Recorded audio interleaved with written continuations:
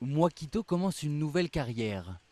Il plante des pousses d'arbres qu'il espère vendre à une réserve naturelle située non loin de son exploitation.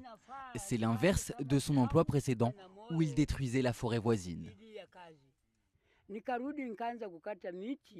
Je coupais les arbres pour en faire du charbon, jusqu'à ce que les responsables du projet Crédit Carbone me demandent d'arrêter.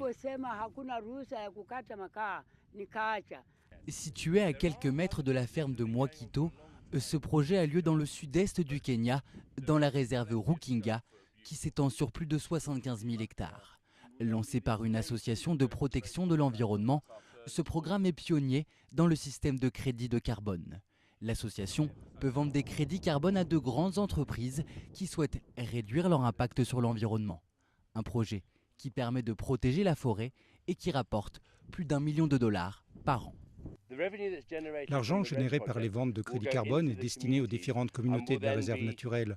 Il est ensuite réparti dans différents projets choisis par la population. Généralement, cela sert à développer des programmes d'irrigation, d'éducation ou au développement de nouvelles infrastructures. L'association a déjà mis sur pied plusieurs projets comme la création de cette usine de vêtements. Elle a aussi permis l'ouverture de ces serres où les pousses de Mwakito finiront par éclore avant d'être replantées. Les villageois replantent les arbres dans les zones montagneuses où ils avaient déjà détruit la forêt. D'autres sont donnés à des écoles.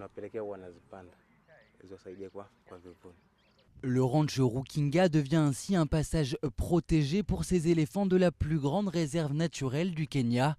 Et comme 13 autres ranchs privés participent aussi au programme de crédit carbone, cela devrait assurer non seulement la survie de la forêt kenyane, mais aussi celle de la faune qui en dépend.